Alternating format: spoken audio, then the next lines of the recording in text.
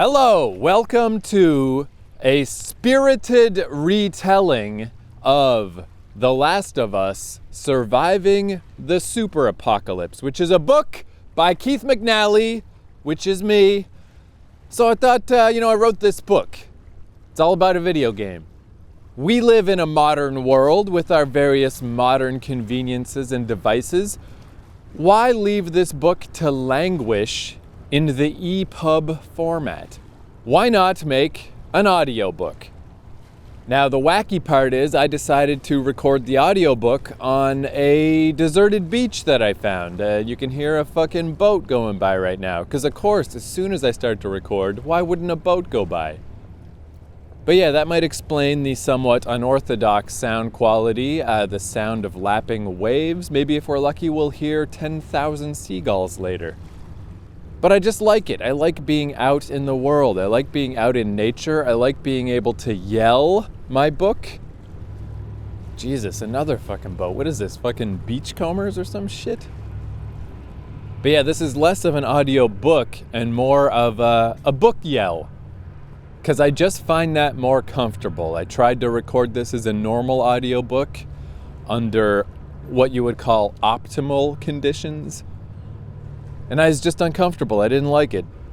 So the idea here is I played through The Last of Us without picking up any items, just as a weird thing to do, that would make me kind of have to focus on the game in a new way and see what weird thoughts and shit that I had because of that.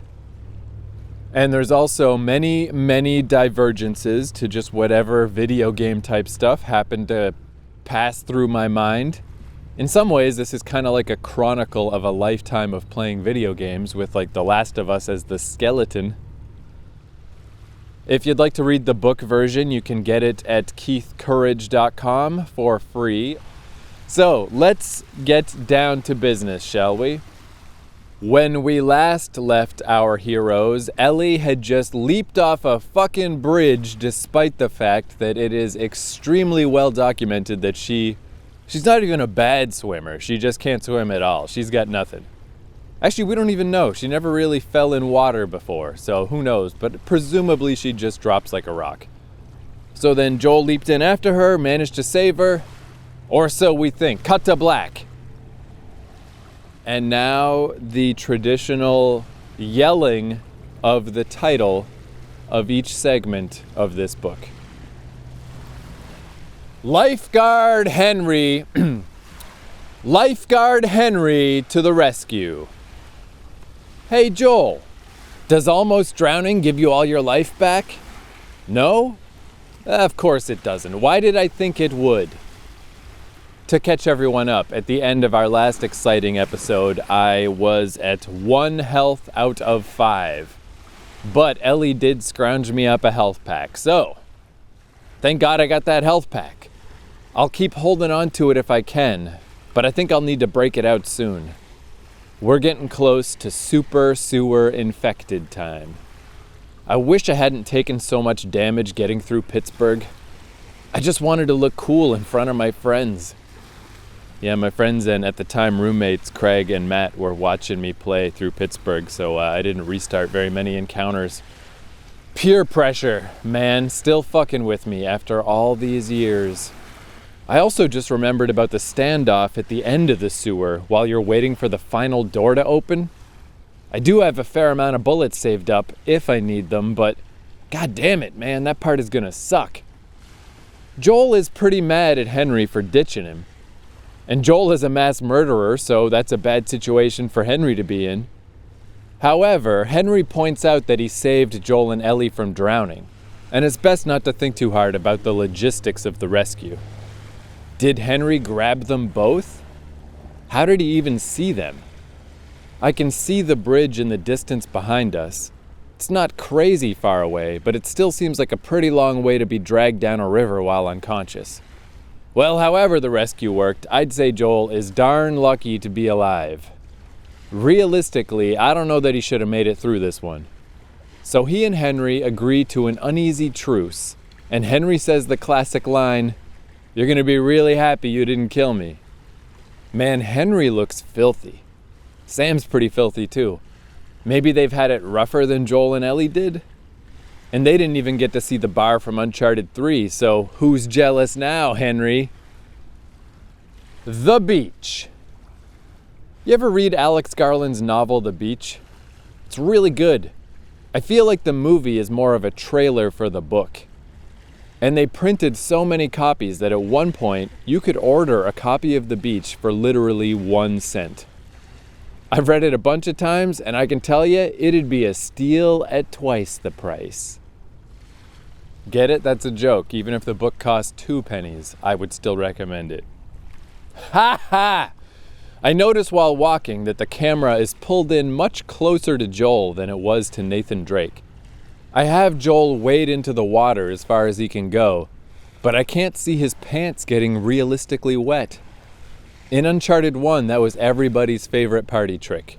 Literally watching a man's pants dry. Hey, a little crab is scurrying across the beach. Cool. Ellie points out a boat in the distance. I think she makes a point of it mainly so players won't miss the beginning of Ish's story. Ish is a man who went to sea during the outbreak, kind of like they do at the end of Day of the Dead. Eventually, Ish could stay at sea no longer, so he brought his boat to shore and tried to establish a community in the sewers. Ish's story is really well told, and he finds a place in my heart for writing the phrase, "If you happen to find my skeleton, please don't step on my skull. Thanks." There aren't a lot of jokesters in the apocalypse, so I appreciate Ish's dedication to cracking wise. He won't be laughing soon when all the children in his community are dead. But for now, funny guy. Speaking of jokesters, Ellie asks if everyone had boats in the old world. Joel says he had a 60-foot yacht. Did he really? I don't even remember that dialogue. I guess it's a good sign that Joel can go from murderous rage at Henry to cracking jokes a few minutes later. But it may also be a signifier of a dangerously fractured personality. Well, whatever, I'll keep an eye on it. I'm sure he's fine. At a nearby sewer drain gate, Sam says, "Hey, Ellie, I think we found something." I think it's telling that Sam doesn't want to talk to Joel. Mr. Murderer, sir? We found a drain gate thing. Please don't choke me to death. Thank you. We open the grate, seeing a huge, dark sewer, and decide to head right in. Is that really what a person would do? I mean, I guess so, because we're doing it. The sewers. So here's a big moment, big transition moments. This is where I like to recap the current status of Joel in my game. I have just over 1 sliver of the 5-point health bar thing. I have 4 9mm bullets and 7 revolver bullets. I have 6 shotgun shells, 1 health kit, and 1 nail bomb. So yeah, it's really not too bad for not picking up anything. The game does, it puts a fair amount of inventory just right into your hands. It's not such a bad haul. These sewers are almost a Gone Home type of section. Everything we learn about Ish's group is based on the environment that they've left behind. Just as Gone Home's characters seemed richer for us having never met them, so it goes with Ish and his crew. This is a weird thing to write. Am I getting better at writing, by the way? It seems like I'm getting pretty sweet at it. More flowery is more powery. Take that advice, kids. I think I was feeling self-conscious about writing "So It Goes" with Ish and his crew. It's a thin line between bad writing that's funny and bad writing that's just bad. The sewers are surprisingly well lit. I'm not really sure how that's happening. Most of this game allows its dark areas to get pretty dark, so the level of light in here seems a little unusual. At the first fork in the sewer, Henry and Sam go left and we go right. Every time I play, this fork seems awkward. You can see Henry and Sam just standing at their end, waiting stiffly until you come to them. I guess they're placed there so it's obvious where I'm supposed to rendezvous with them, but they seem kind of frozen. And in a Naughty Dog game, it's unusual for a seam to remain so unhidden. They could be waiting around the corner and we wouldn't see them just hanging out. I mean, it's a nitpick, but why the hell else am I writing this book? A guy plays The Last of Us and notices stuff. That's how I would like the Library of Congress to list this book. In a side room, there's a corkboard with multiple copies of the same 2 news stories. It's a little more noticeable here than the repeating books were earlier in the game. But to be fair, like with those 2 books, I never noticed this repetition until I was deliberately looking for it. Hey, I just realized, did I get some life back? My health was making the screen borders throb red before, and now it's not. Maybe the game healthed me up a bit just to get rid of that imminent death throb? I think, though, thinking back, I don't think it actually did give me more life. Maybe it pushed me a little above 1, but I think it's just that the throb just doesn't persist. It's not like the beeping in Zelda that just never stops. There's a height marker on one of the walls. Standing next to it, Joel is a little over 6 feet, and Ellie is a little over 5. The companion characters do a pretty good job of shining their flashlights at things that would make sense for them to be looking at. The amount of detail in this game is bananas. It's like Undertale. That's an unusual reference. If you can think of some weird detail, the game probably thought of it as well. I like that. No half-assing. I respect it. I think I get what I was getting at there, but it's clear I had just played Undertale, because why would you bring up Undertale? That's a weird comparison. It is true, though, if you find some weird way that you think you can circumvent a system in Undertale, there's a joke about it, because Toby Fox already thought about it. You know, that's a little quick side ramble. Undertale obviously is a great game, and it got a really bad reputation for having overly aggressive fans, like a really annoying fan base.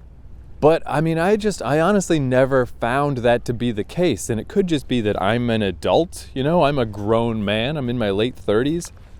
I really kind of think that if you had a bad time with the Undertale fan base, and you just found, you know, it to be an overwhelming cabal of people that were, you know, just making your day bad, I think that says something about you more than it does about them. Like, what are these communities that you're hanging out in? Like, where are these places online that you're going that you are being annoyed by Undertale fans? Like, take a look at your own life, man. You know? That's my advice of the day. All right, so there's a side room with a couple of clickers in it, which I sneak through. The room has a note from Ish saying that he met some people with kids. He's going to invite them into his sewer encampment. It's creepy to think that the clickers standing near me are probably some of those same people. I do wonder what ultimately happened to Ish. People were wondering if the DLC would be about him, and it seemed unlikely. Ish is a fairly obscure character, but it would have been cool to see where he ended up. Ish's willingness to accept that he should be dead leads to a lot of his levity, and that comedy fatalism makes him a pretty compelling guy. He seems like a pretty decent dude, but his attempts to build a community ultimately led to a lot of people getting killed. You could say that his Ish got messed up. And then I apologize for writing that, as if that makes it okay. On the way out of the room, one of the clickers bites me, but I'm not going to take any of these supplies anyway, so on the reload, I just avoid that room altogether. After completing a little puzzle, Joel needs Henry to pull him out of the water. But if you let Henry, Sam, and Ellie walk all the way down the hall and then jump back in the water, Henry will teleport over to help Joel climb back out again. You heard it here first. Henry is a teleporter. Add it to his wiki. What story implications does this have? None, really. It's just a cool thing he can do that I discovered. In fact, I think it's neat that Henry doesn't feel the need to brag about it. He's just quietly secure about his teleportation abilities. Whew, I don't know if I drank too much coffee today or not enough, but I'm not finding this very charming, you know? I'm reading this book and I'm like, yeah, okay, buddy. Okay, past me. I don't know. Make a joke or don't make a joke. What is this fucking, like, whimsical? I'll just write whimsically about teleporting. Ish's Stronghold! We head into Ish's Stronghold proper. This is my first chance to see a shorty and to not pick it up. A shorty, the gun, by the way, not... You notice how shorty went from, it used to mean a child, and then it started to mean a woman because they're short? I don't know, I'm not down with my lingo. Rah, rah, like a dungeon dragon. I don't fucking know. In this case, it's a gun. But I do not pick it up. Instead, I watch it coldly as I walk by. And no one else in my party picks it up either, which is weird. Maybe my steely intensity intimidates them. They assume that I know what I'm doing, instead of seeing the truth, which is that I'm fucking crazy. I somehow didn't see Ellie and Sam play soccer until my third playthrough. It's weird that I managed to miss it twice, but it was cool to keep seeing new things on later playthroughs. So it was actually kind of neat that I initially missed it. There's an encounter with some infected coming up, and man, I hate fighting the infected. All those hunter battles have made me soft. And I'm mostly dead, so it's extra important that I don't take damage. Whew, I got them. How's that for a riveting battle log? It feels weird to wait for NPCs to kill the clickers, but Lord knows I ain't getting near them, so pull your fucking weight, NPCs. Joel says that since we saw clickers, that means these people have been infected for a while. Let's hope there aren't any more of them, he says. Well, there are more of them. There's a shit ton more of them. They must have had quite a sizable community down here, and now it's become nothing but a mangle of monstrous murderers. And now it's become nothing but a mangle of monsterish murderers. Man. See, that's the kind of thing, if I had an actual editor, I feel like, you know, in the old days when they'd have the draft and they'd go through it with a fucking, like, red fucking crayon, they would circle that and just be like, is this alliteration for no reason really as charming as you think it is?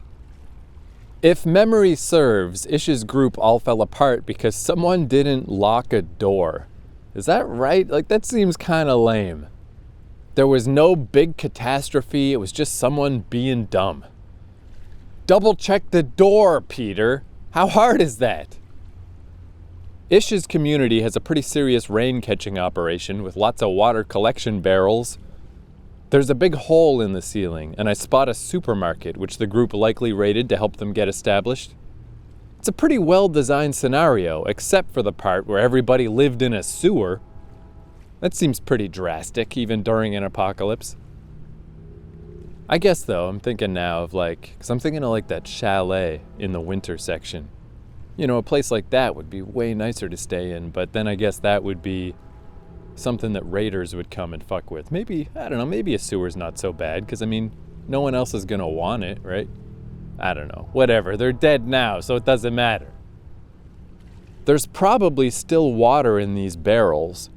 It would have been nice of Joel to mention the water room to the others in case anybody wanted to wash their face or grab a drink.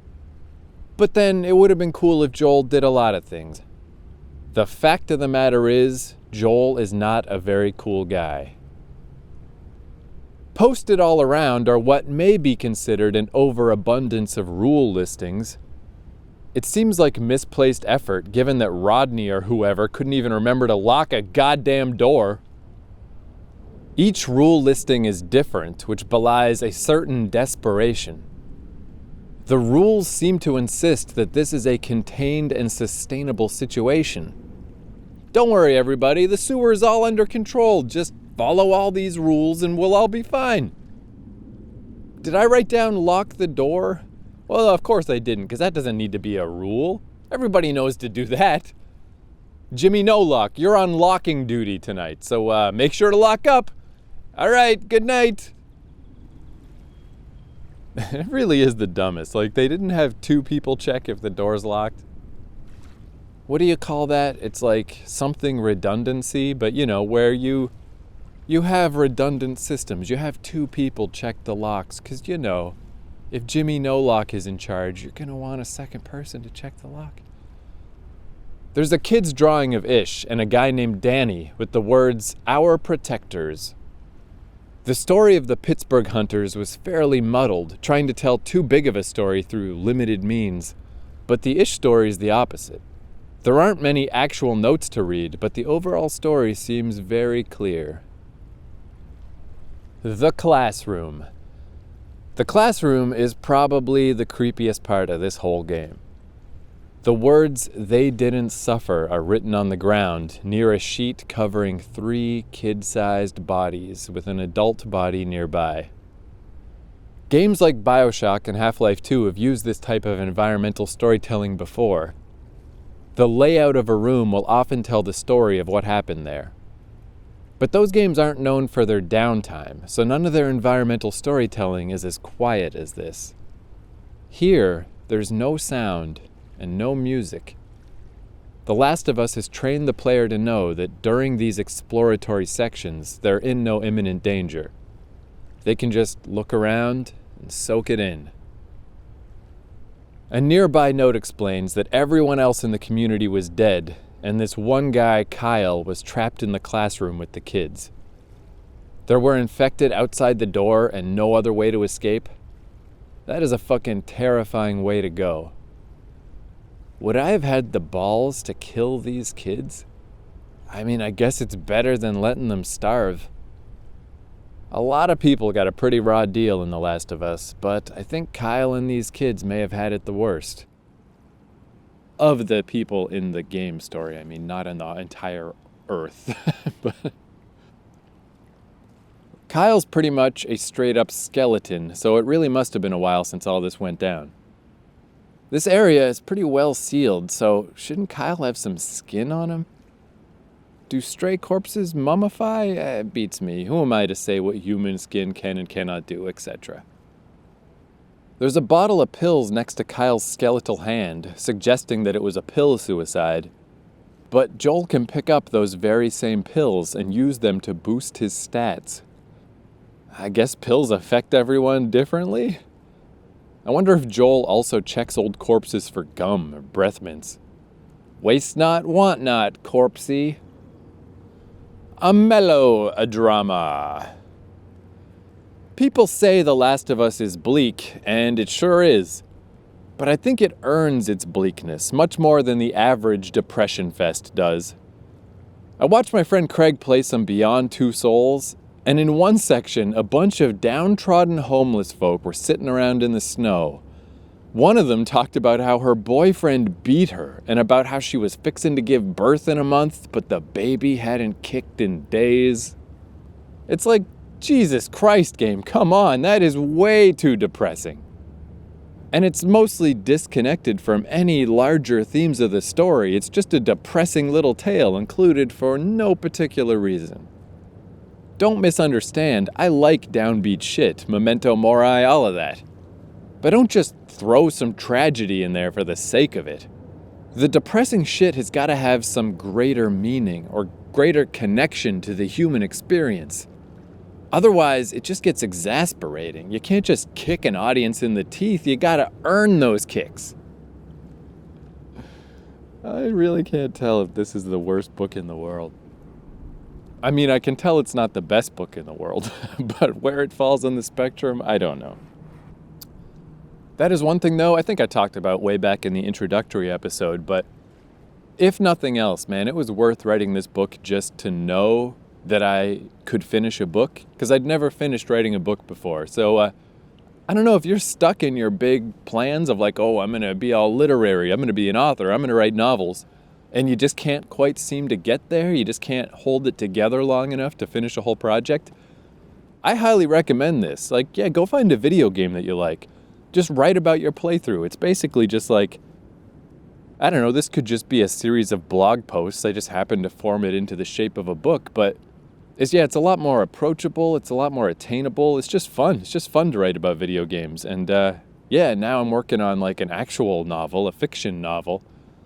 And I just feel so much more confident about it. It's like, I could do that. Why not? I wrote that fucking Last of Us book, you know?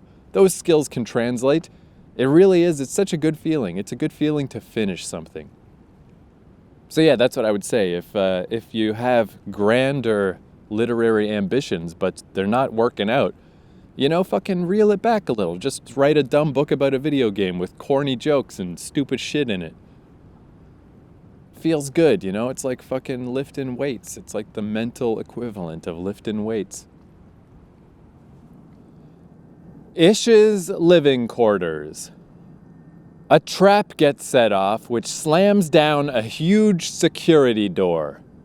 Joel and Sam get stranded on one side, with Henry and Ellie on the other. Ellie starts talking to Sam through the gate. They have pretty much cut the adults out of their dynamic. But then a fuck ton of clickers show up to run Henry and Ellie off. Oh no! Sorry, but then a fuck ton of clickers show up to run Henry and Ellie off. Oh no. I'm not really sure where all those clickers came from. There's one open vent, so I guess they were all hanging out up there, just drooling on themselves and voiding their bowels and whatnot. That's something that zombie fiction never really tackles. Do all zombies have pee and poop in their pants? There must be at least a bit. Do you smell that? The stench of death. That may have been a Buffy reference. I don't know. I don't remember where my head was at while I was writing this goddamn book. Since Joel is safe on his side of the barrier, he probably should have made some noise to draw the poopy clickers toward him. But as we've discussed, Joel is a bit of a dick. And the nearby infected on Joel's side might have been alerted, so from a gameplay standpoint, I guess I'm glad that he stayed quiet. Good call on being a dick, Joel. Keep that up. And hear that gentle train warning sound in the background? You can't fake that kind of fucking realistic background Foley. I mean, actually, you can very easily, but why would you? You know? The living quarters section of Ish's hideout is my least favorite part of this whole game. The place itself is great if you can manage to clear it out and take a look around. But on the higher difficulties, there is not much chance of doing that. With my skeleton arsenal, I'm especially hopeless. If there are any clickers in there, I can't take them out without using up my tiny ammo cache, 'cause fucking Sam can't do shit. These infected are really erratic and crazy, and if you make it to the end while any of them are too close to you, you won't be able to activate the ladder to escape. The first time I played on Survivor difficulty, even while picking up everything I could, I had a really hard time here. I had to plan out every shot and not make any mistakes. Fuck, I hate this place. There are a bunch of gears at the start of the area, and it used to be a pain to pick them all up before each attempt. At least now I can just ignore them. They're not even there, man. It's the super apocalypse. The way this area is laid out, it looks like there aren't any enemies. But as you move in, it turns out there are a crap ton of infected just hanging out behind everything. Are these runners or stalkers? I still don't know the difference, and apparently I never will. But whatever they are, I got pretty good at fighting these erratic types in the generator room of the hotel. If you run toward them, it's not too hard to land the first punch. But there's no way I can fight them all. And it turns out there are indeed a couple of clickers in the mix. Sam doesn't seem to have a weapon, so those clickers ain't gonna be dying. You know, I was just thinking, because this is something that I always did as a kid. Like, I distinctly remember Final Fantasy II on the Super NES. Or Final Fantasy IV if you're a fucking annoying dickhead. But I remember getting to the end of that game with 99 of a lot of stuff. Because, you know, it's just like I compulsively...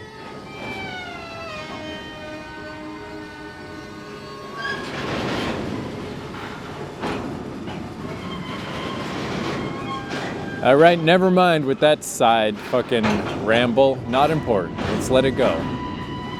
I was gonna talk about how, what if I just expelled all my items, used them all as soon as I got them, but whatever, it's not worth talking about, forget it.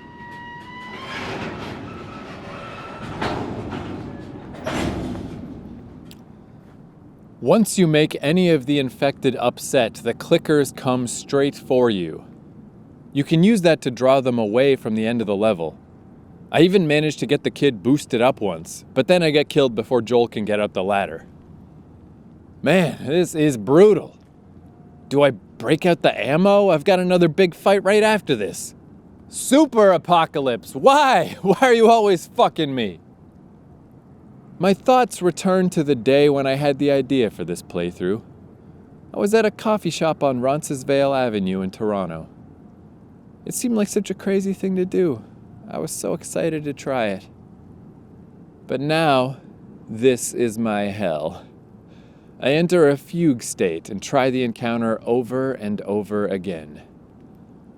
Eventually I get through, and it's mainly just luck.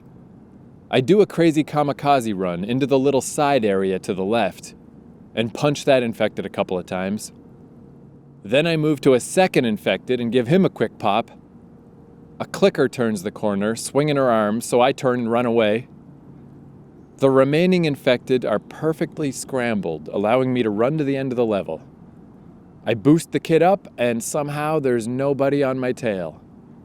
I take no damage and only had to try about 10 or 12 times. That's really not too shabby. I'll take it. I really do hate that part, though.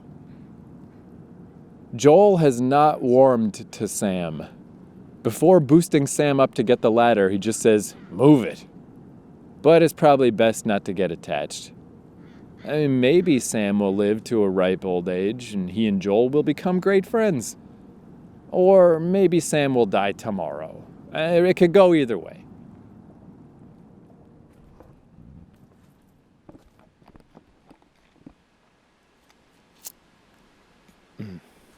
Test, test, test.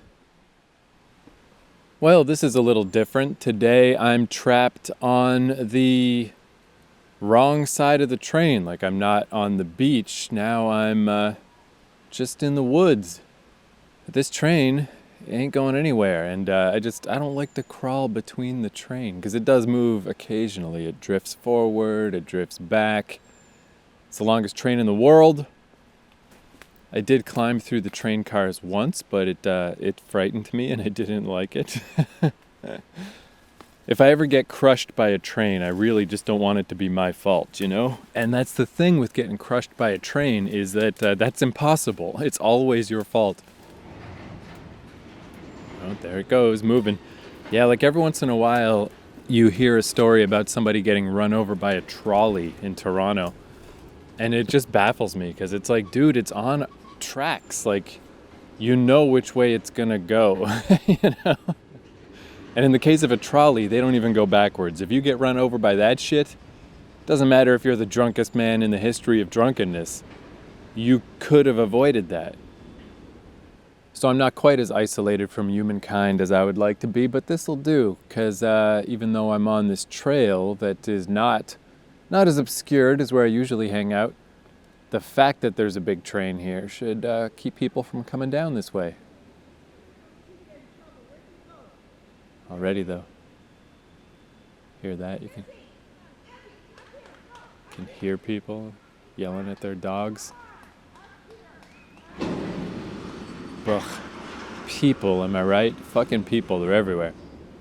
But anyway, yeah, the fact that the train is here should keep people away, keep them up the ridge, keep them away from me. Next time I have an audio project like this to do, I think I'll just learn how to record it indoors like everyone else does. I've come to the sad conclusion that in this modern world, you just can't be by yourself. It's just not a thing. Not in a city. You can't escape people. Now, where were we? 180-degree turn. I've been experimenting a bit with pressing down an X to do the 180-degree turn. It's not bad, but it's a little disorienting. I can see why I kept forgetting about it on other playthroughs. If you don't have time to swing the camera around manually, you're probably dead anyway. Turning around in first-person games seems like more of a problem. In third person, it doesn't take that long. So it's a cool option, but I think you're mostly fine without it.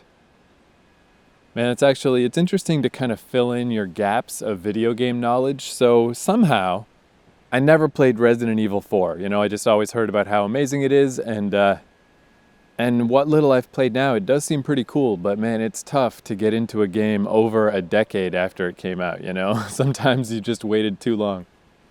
Like I was playing this thing and man, the controls are wacky as fuck, and you gotta kind of put yourself in the mindset of using a GameCube controller and of over-the-shoulder aiming being a new thing. You can't strafe, you gotta aim with the same stick that you walk with, just really weird. And ultimately, I didn't get to play it very much because I've got the Steam version and it just crashes every 20 minutes. And I tried all the different fixes and none of them work.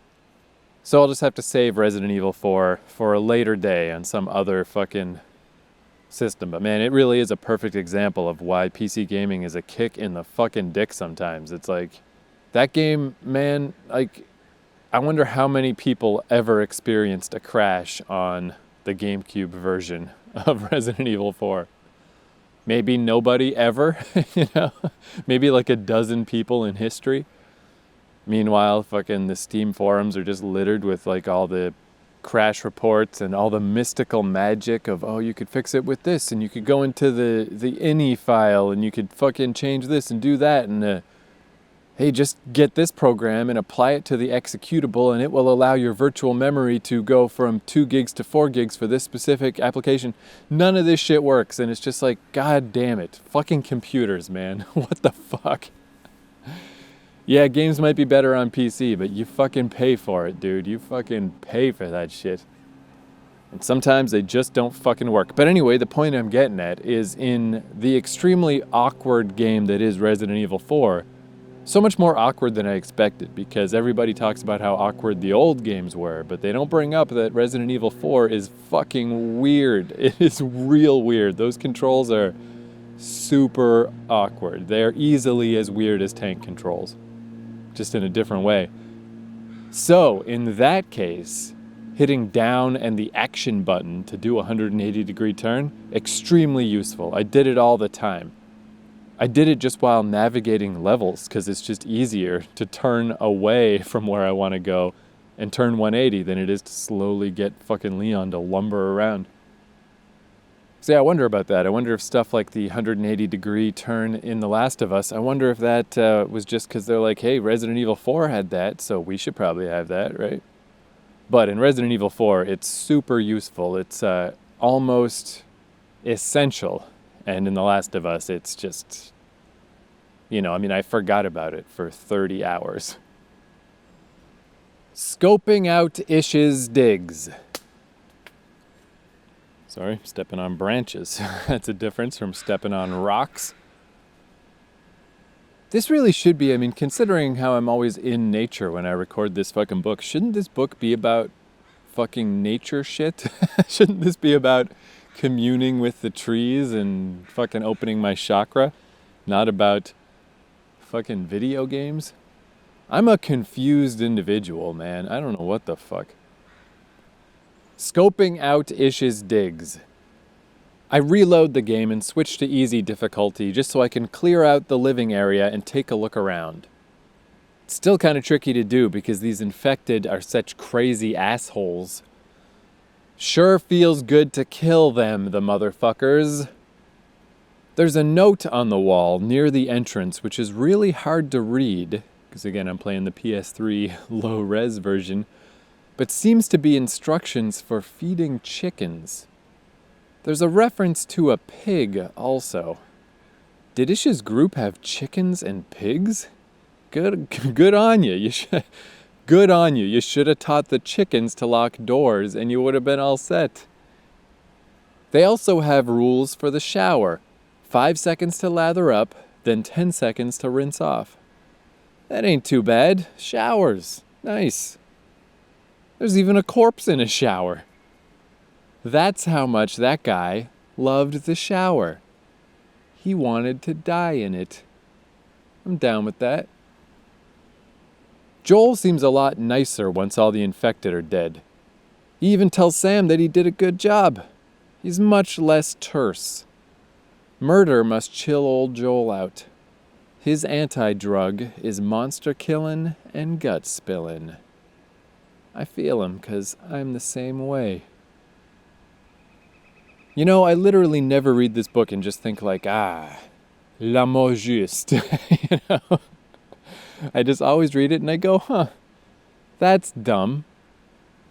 Escaping Ish's stronghold. Man, I feel so much less comfortable here than I do on the beach. I can't just yell. I can't just freak out. There could be people right up on that ridge and they can hear everything I'm saying. It's fucking... I don't like it. Fucking train in my way. I'm a sensitive little soul is what I'm trying to say. Everything needs to be just so... We meet up with Henry and Ellie and run from some infected toward our last stand. Maybe this part won't be as brutal as I think, because I did notice on my third playthrough, this is my fourth, that the kids open the escape door a lot more quickly than I initially thought they did. But it's still going to be rough, and I try to plan out how many supplies I should use. I don't foresee needing much anything for Tommy's dam, so fuck it. Man, I'll use all my supplies if I have to. But of course, I'm gonna try to stay frugal. The standoff begins and I run around like a maniac, taking wild swings at enemies and turning around just in time to avoid any clickers. Next thing I know, 2 clickers are all that's left. I huddle up against the door and wait to see if Henry will take them out. Then, the kids pop the door behind me. Wow, I did it in one try, holy shit. I took 1 small graze from an infected, so I'm down to 1 health bar from my 1.2 or whatever I had, and the screen is throbbing red around the edges again. But man, if you don't mind me saying, I have got this game throttled. I have beat its corpse into pieces. It's kind of ridiculous that this Super Apocalypse playthrough has even come this far. Joel is literally punching his way across America. This also confirms that the best strategy in this game is to run. When in doubt, just run the fuck around. Run like crazy. Throw a punch here and there, and just eventually everything will work out. Is it possible that this game is fudging things even more than I realize? Characters definitely give you ammo and health packs when you're low on supplies. Could the game see that I have so little stuff, so decided to make the sewer standoff easier? Seems unlikely, but I really thought that fight was longer. I guess I'm just thinking back to my first time when I thought I had to kill everyone. The escape door was probably open for ages before I finally sloughed off my bloodlust for long enough to notice. Being stupid good at games. When I was a kid, I could beat Tailspin on the TurboGrafx 16 without getting hit. Wow, right? But I mean, I'm just saying. I could. In the Suburbs, Part 1. On the outside of Ish's stronghold is a painted note that reads, "Warning, infected inside. Do not open." Imagine having to write that, knowing that a lot of those infected are the remnants of your group. It's pretty sad, Dad. The red throbbing has disappeared from my screen edges, so maybe I didn't get any life back earlier. Maybe the game just tones down the throb once you're outside of combat. The 4 of us start exploring some suburban houses, and this little community is really well laid out. All of the environments in The Last of Us are essentially straight lines. The sniper section right after this, for example. There is no reason why you'd have to bear down on that sniper. In reality, you just get the fuck out of there. You would never be trapped in an inescapable corridor-shaped neighborhood. But going down this hill feels pretty good. Weaving through the houses feels realistic. It's cool to see a neighborhood once all of its barriers are gone. You can be in one house, then be in the house across the street, and it's all part of one big environment. The social boundaries are gone, as well as many of the doors and walls. Ellie mentions that while she was with Henry, she took out a couple of infected by herself. She's growing up so fast, that kid. In one of the houses, Ellie and Sam sit on a couch and have a little chat. They talk about how Ellie met Joel, And moments of people interacting like this are just so cool. Reading early descriptions of BioShock Infinite, that was exactly what I had hoped for. Interludes of people just hanging out. Yeah, like I just remember Ken Levine saying like there would be a lot more downtime in BioShock Infinite and a lot of, just exploring Columbia and maybe Elizabeth commenting on a painting and stuff. And yeah, I really kind of thought it would have more of an adventure game kind of feel, which it did not have, but which The Last of Us does. Then I get all referencey, like the early parts of Selenius Mysterium. And if you get that reference, then we should talk about Braminar, because you're one hardcore motherfucker. That's right, getting all text adventure up in your ass, man. I fucking introduced a talk by Andrew Plotkin in Toronto once. I'm down with the IF, yo. Now let's return to this book. There's a surprisingly undamaged set of coats in this house. I wouldn't mention it, except the same extra bright coat set is also in the house down the street. They must have been popular that season, from the fall collection. Like the Fall of Civilization collection.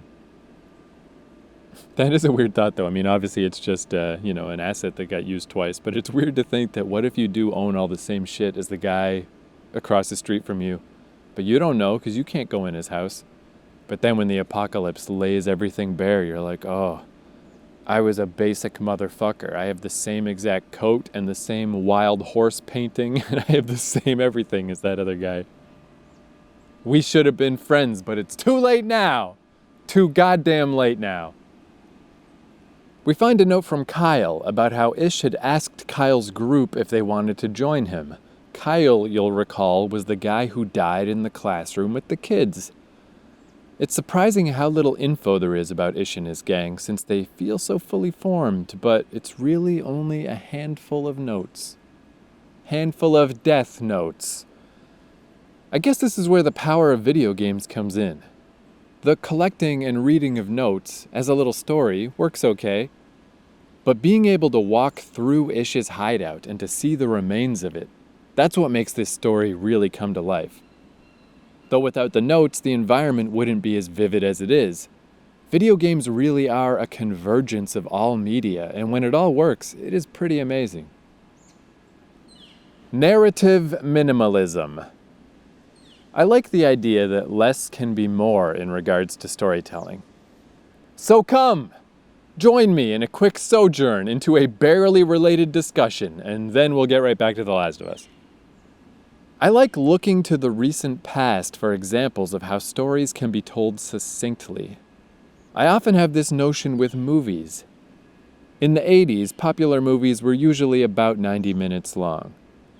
Nowadays, movies are much, much longer, and I would argue that that extra length is to their detriment. As an example, take Back to the Future. Would that film have been better if it were 20 minutes longer? Hell no. What about Ghostbusters? License to Drive, any random 80s movie? No, no, and no. With any 80s classic, extra length would only bog them down. A similar exercise can be performed with video games. A good example is Eric Chahi's Another World, or Out of This World in North America. That game is a near miracle. In the early 90s, it succeeded in having a sense of cohesion and grace that indie games of today still strive to achieve. Its storytelling was minimalist, yet remains clear and timeless. Now, imagine if Another World had included text terminals. What if the player could stop and read entries about the alien world they had been transported to? Maybe there could be a diary from a previous adventurer which could elaborate on the experience of being stranded in a strange alien world. These are common storytelling techniques in modern video games, and none of them would have made Another World better. In fact, they would certainly have made the experience less memorable and less enduring. As a second example, take Super Metroid. It was released a little after Another World and shares a similar sense of timelessness. But imagine if Super Metroid had included text terminals. Imagine if it had included cutscenes involving voiced characters.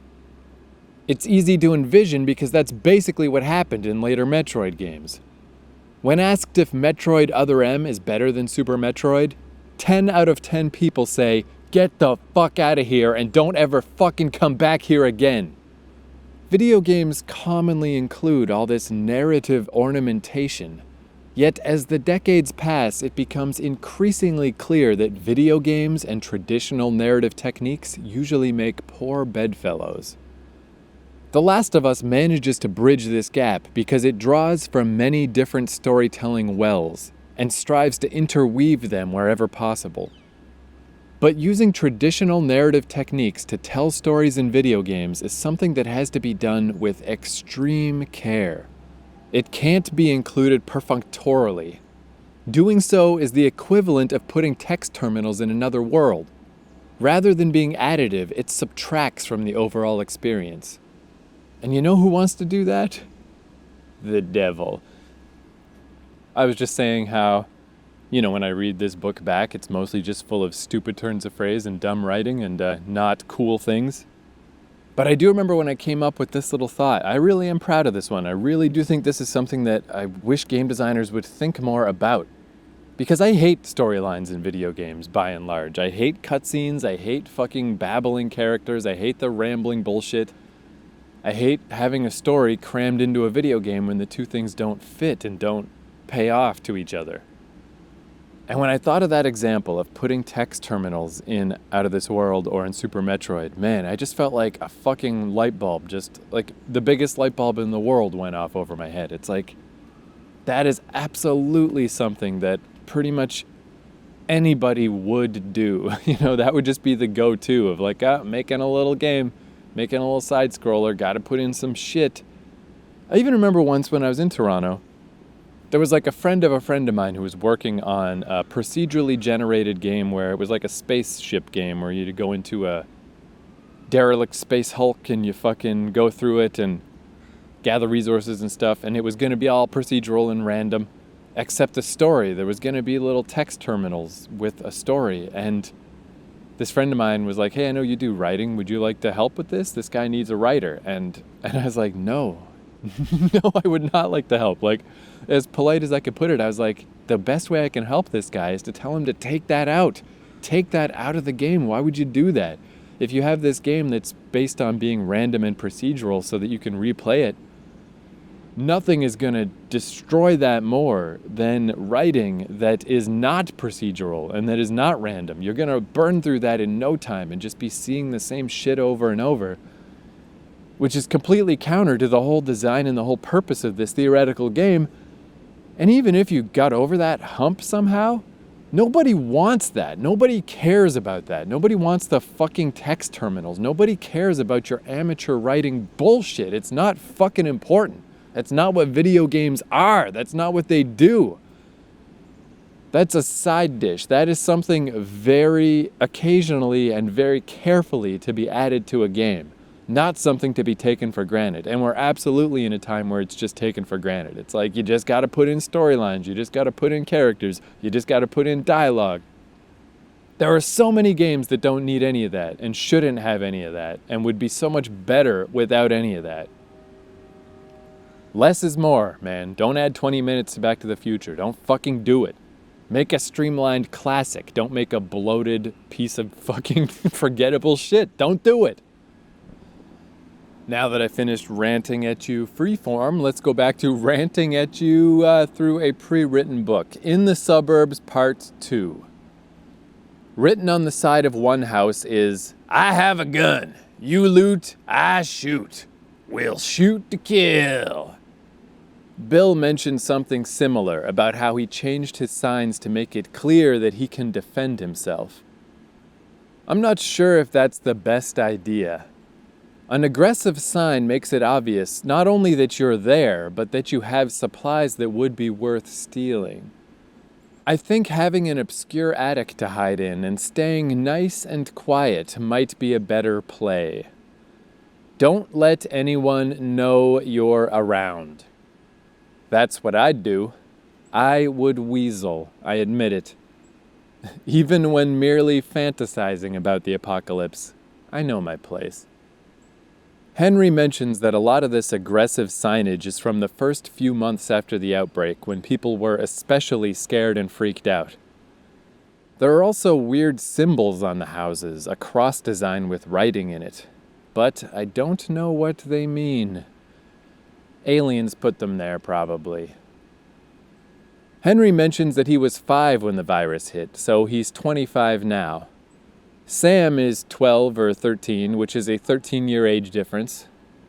If Sam is Henry's biological brother, that means at least one and maybe both of Henry's parents lived well into the apocalypse. Though they may not necessarily be actual brothers, it could be that Henry only helped raise Sam, but some bonds are deeper than biology. Right, Joel? Yeah, you'll find out about that, you crazy old bastard. That's one of those points that's like, I don't know, it's like I'm gonna fine-tooth comb this game, right? Let's just go through and write every little thing that I thought of. But who cares if Henry's parents survived into the apocalypse? I don't know. It's like, does that actually fucking matter in any way? Pre- and post-apocalypticals. Most of the hunters we've been fighting are around Henry's age and maybe a little older. They were just kids when everything was falling apart. Living through an apocalypse probably gives you a certain self-license to behave savagely. Everyone's gone, so who cares what I do? But if you grew up in the post-fucked-up world, things might not seem as bad. This would just be how the world is. Assuming the cordyceps doesn't wipe everyone out, there's no reason why a new society can't be formed out of this situation. That would be a cool idea for a sequel, to go like another 20 years into the future and just see how things are shaping up. Maybe the cordyceps does kill everyone, so the characters would all be infected. The story would be told wordlessly and focus on the small glimmers of humanity that remain in those creatures. I started writing that as a preposterous joke idea, but it does sound kind of cool. It doesn't really, but that would be pretty fucking wacky. The all-infected version of The Last of Us. There's a message on a wall that reads, "Don't drink Ed's tea, it has the virus." Can the cordyceps infection survive outside of a host? Can it survive in tea? That message has got to be the product of some ill-informed hysteria. Get it together, guys. Ed's not a bad guy. He's trying to give you tea. Here's an idea for my all-cordyceps version of Last of Us 2. There's an infected who tries to make tea but doesn't really remember how. He just puts twigs and stuff in cups of water. All of the other infected ignore him, but one day another infected raises the cup to her mouth and pantomimes taking a sip. Classic meet cute. Except she wouldn't be able to tell it was a cup because she has no eyes. None of this would work. You know what? Cancel development. This is not a good idea. You know, if there were ever a published version of this book where they're like, hey, guess what? We need to cut, 30% off the top of this book to make it a publishable size. I don't think that'd be a problem. I think there's plenty of shit I could easily cut from this manuscript.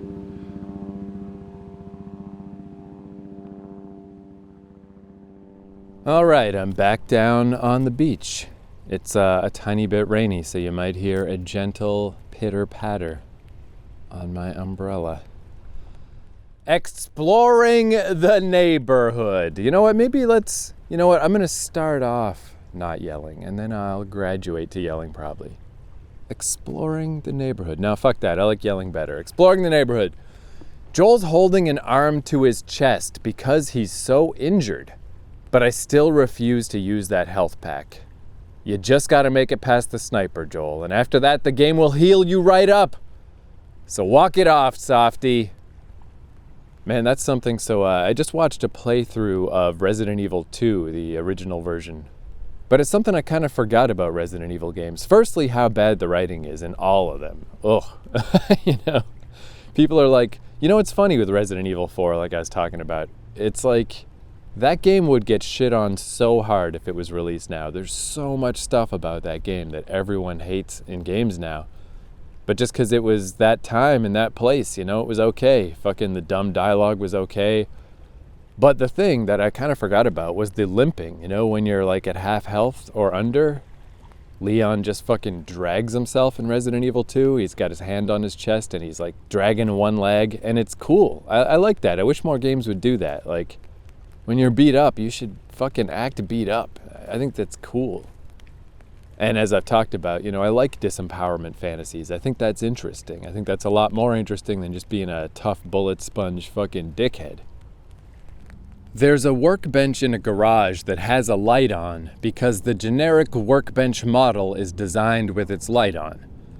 But this one should really have its light off.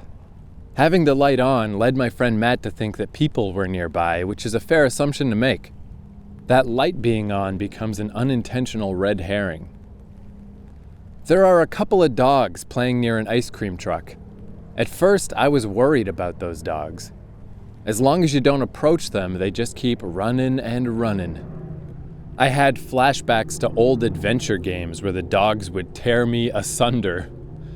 I think that was the Halloween adventure. Reload, restart, quit. I'd have to find the T-bone steak and mix it with the sleeping flower or whatever. That's Monkey Island. It's funny how I wrote this as though I don't know what references I'm making, just whatever. But instead, as you approach these dogs, they just run away. Easiest puzzle ever. I love how Ellie doesn't recognize what an ice cream truck is. There are plenty of "what is this" moments in apocalypse fiction, but no symbol of the decadent past is more ridiculous than an ice cream truck. It's a truck that drives around delivering ice cream. It's fucking absurd. I like it especially because ice cream trucks weren't some flash-in-the-pan fad. They were a part of society for decades. Things weren't amazing just for a little bit, Ellie. They were jaw-droppingly great for like 100 years. We were big time taking this stuff for granted. There was always one upgrade toolkit that I could never find, but there it is. It's in the back of a pickup truck? Seems weird that I would have missed that, but of course I don't pick it up. My tinkering and upgrading days are over. As over as ice cream that comes from trucks. Or ice cream itself. Or trucks. Grounded mode update. While house sitting for my friend Craig, I got to play some more grounded mode on his PS4. This time, the toolkit wasn't in the truck because I'd picked it up earlier. So that wasn't the mythical missing toolkit. They just move them shits around if you miss them. Naughty Dog, you really do have our backs. You put missed toolkits and guns in our path, but in a way that doesn't make us feel stupid about having missed them. You are truly too kind. Though this does beg the question, where the fuck is that last toolkit that I keep missing? I guess I could look it up, but sometimes the mystery is more valuable than the answer. You feel me? That's true about Bigfoot, and it's true about toolkits. Life is like a missing toolkit. You can't use its tools until you find the toolkit, so think about it. Latest in the long series of parts of this book that didn't seem as awkward when I wrote them, sound very dumb when said out loud. The Dart House! The final house in this section has a Halcyon Drops poster, which is the band that Joel's daughter had on her t-shirt. I have no idea what Halcyon means. Google seems to think it's just a family name. I wonder if they rocked or if they sucked. They're the last popular band the world ever had, so I sure hope they fucking rocked. Update! According to The Last of Us director commentary, Halcyon Drops was the name Neil Druckmann's daughter gave to one of her dolls. However, the jury's still out as to whether they rocked or sucked. I just thought of what I would do if I found myself in a post-apocalyptic world. I'd raid old record stores and I'd review all the old records. I'd write a zine about it. Then I'd get my head blown off by some raider. Yeah! Why didn't I edit that part out? What does that mean? This last house is staged really well. The kids are in the living room with Henry leaning against the wall. Joel goes upstairs and finds a safe to open. That takes a little time, so when he comes down, the kids are playing darts. It's a smooth way to have that happen. Then Joel has a try, and he sure sucks dick at playing darts. That's weird because he's such an amazing shot with bricks and bottles. For this playthrough, it makes a bit more sense since I ain't thrown shit. But seriously, he doesn't even hit the dartboard. It's ridiculous. There's a note from a dad who had to leave his kids while he went out to look for supplies. He left a daughter at home with her little brother, telling her to conserve bullets and to use her size to her advantage in order to escape looters. If he's not back in a week, they should go to the Pittsburgh quarantine zone. What a nightmare situation. For him to have even put his kids in that position, things must have been really fucking bad. This is a Hail Mary, a desperate, weird plan. So let's assume that all of them died. Before the apocalypse, I bet this was a nice neighborhood. These houses are gorgeous. I don't send Ellie up into the attic for the training manual, since I can't pick things up or read. On my first playthrough, sending her up there seemed a little dangerous. What if there was an infected up there? Didn't Joel play The Walking Dead? He had a PS3 at home, and if there are two things he should have learned from that game, they are number 1, don't send kids up into zombie attics, and number 2, don't cut your own arm off. It's gross and it probably won't help anyway. Man, that's one thing, I got a lot of problems with the fucking Walking Dead series. I think it's highly overrated. It's just like the definition of melodrama. I basically hate almost all the characters. I guess I said that earlier, right? I like Lee. Everybody else can fuck off. But I really love the ending of The Walking Dead Season 1. Not just the heartstring tugging of it, although that got me, obviously, because it's sad as fuck.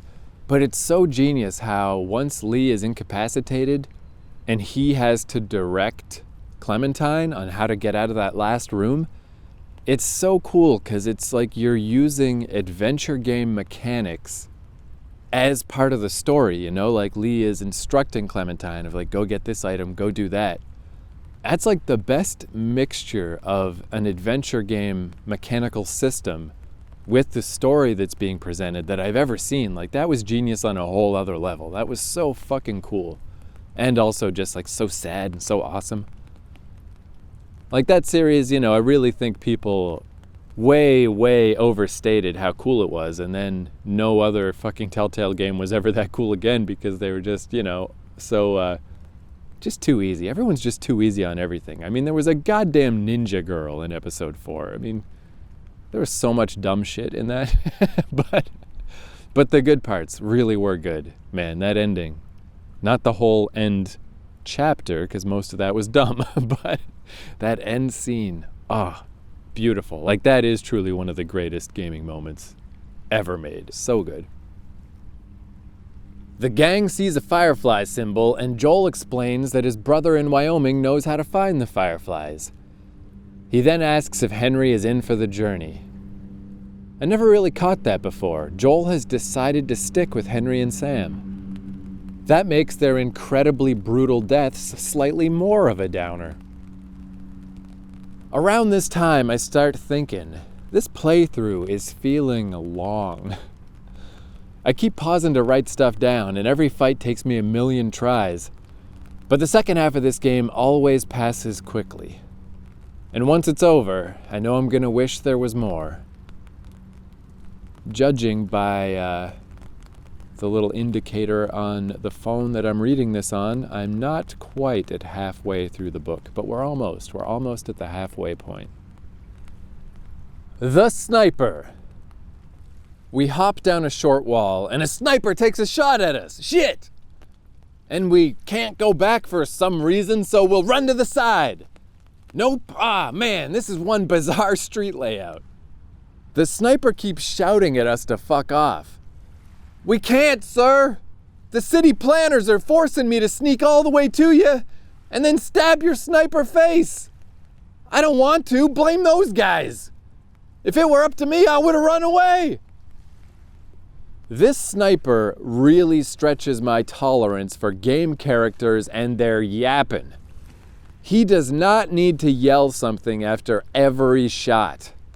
It is a rare lack of restraint on Naughty Dog's part. This is a neat section, though. Having a sniper firing at you changes the rules of the world. It's like playing Hot Lava. You have to always be running across open areas. As long as you're running, his first shot will generally miss you. It's like a courtesy shot. So if you take small dashes from place to place, you'll mostly be safe. But if you move too slowly or stay in the open for too long, you die. You're standing on lava. Get off the lava! After I die once, the edges of the screen start throbbing red again. Why am I chronicling the minutia of the screen throb system? I don't know. I am just compelled to report. There's one specific route that seems to be the best for traversing this section, which I actually never figured out. For me, it always just ended up being a desperate clusterfuck, but watching my friend Matt play this section, he figured out a much smoother path, and pretty much right away. The various methods I used to use to clusterfuck my way through were, number 1, sneaking along the broken wall on the left, number 2, hiding behind the car in the center, or number 3, sneaking along the side of the house on the right. And none of these routes felt very svelte. It always seemed like I was just lucking my way into the sniper house at the end. It turns out, though, if you head to the far, far right, there's a little passageway that goes underneath a porch. Going through that will bring you close enough to the end of the street that the sniper can't get a bead on you. That was the route my friend Matt used, and seems to be the best method, so I'm gonna try that. Most of the sniper's dialogue is pretty malicious, but he does sometimes say, "Go back to where you fucking came from." Aw, he's just as scared as me. And speaking of being scared, I'm pretty fucking scared. Having so little life is making this section especially brutal. The enemies always appear based on which way you decide to go, rather than actually being placed in specific locations. So enemies sometimes show up pretty suddenly, and nowhere feels safe.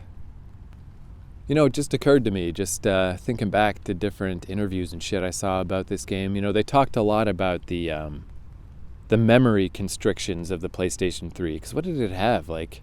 It did not have a lot of RAM. It was like 500 megs, right? It was sad. It really doesn't have very much. So The Last of Us was just pushing the PS3 to its very limit. Everything was maxed out all the time. And that's one reason why they don't have female hunters and whatever, everything was just pushed to the limit already. So that's obviously why, in cases like this, or more noticeably in that open area in Pittsburgh when Ellie has the sniper rifle, the way the bad guys always spawn based on where you go, they're not just around, because there just wasn't enough memory for that, you can't have bad guys on the other end of the map for no reason. So they've just got to spawn in around you. It's an incredibly obvious observation, but just something that came to mind. I'm like, oh yeah, of course that's what was going on. Of course that's why they made that choice. I enter the house on the right, I see an enemy, and I run upstairs to hide. Even though it can sometimes be frustrating, I really do like this section. It's exciting. So I'm upstairs, hiding in a bathroom, and the enemy is standing at the bottom of the stairs. He's pointing his gun up toward the second floor. If I wait for him to come up here, there could be more guys who come along with him. But I can't run toward a guy who's pointing a gun. That's rule number 1, number 2, number 3, every rule of The Last of Us. Never run at a guy who has a gun. It looks like the window at the end of this second floor hallway is open. I run past the stairs and the guy yells, "I see you!" He takes a shot and misses. I climb out the window and now I'm standing on the first floor roof in full view of the sniper. There's nothing I can do but jump. All right, let's do this, Mr. 1 health point. Man, times like this, I really wish I had footage of my playthrough. It didn't even occur to me that that's something that might be handy one day, and I didn't have anything set up to even do that, but would have been nice, would have been cool. Because there are some of these situations that they're just not going to be repeatable. I'm not going to find them in other people's playthrough footage. And, everybody's playthrough footage is going to be loaded down with Rambo-like weapons. It's just... You must weave the picture in your own mind. I leap down and just barely survive. I've got a tiny sliver of life left. I clamber into the window of the next house and run for the back door. This is where the opening under the porch is, so I sneak underneath and I notice the guy with the gun is coming into the new house as I slip away. Fuck, video games are cool. Anyone who complains about the AI in The Last of Us can lick my fucking balls. When you set this game to a higher difficulty level, that shit seems insanely plausible. I'm not out of the woods yet. A few guys are milling around in front of the sniper's building. They're in full search mode, but they don't seem to be leaving that area. Maybe I can slip down one of the side alleys and get into the house from the back. I can't find a good moment, so I just hold my breath and I start running. And I make it! Yeah! Fuck everybody! Grounded mode update. For grounded mode, you can ignore everything I just wrote. This section becomes even more of a shit show than usual. I end up going the opposite way, along the left path. I hang back at the midway point to let the enemies disperse. Then I leap a fence that I didn't realize I could leap, and I run into the house. So, not too bad, except for the dozens of tries that led up to discovering that strategy.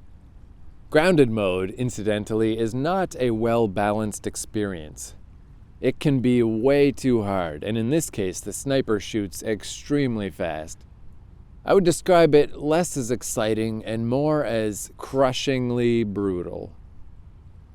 The sniper house. Once you're outside the sniper's room, you can swing the camera around and see that, unequivocally, there is no one in there. But when you run in, the sniper jumps you! Ah! Jesus, though, Joel sure does stab the shit out of that guy. Now Joel takes the sniper perch and a turret section begins. Turret sections have never been fun for me. I honestly can't think of one game where I've enjoyed this sort of thing.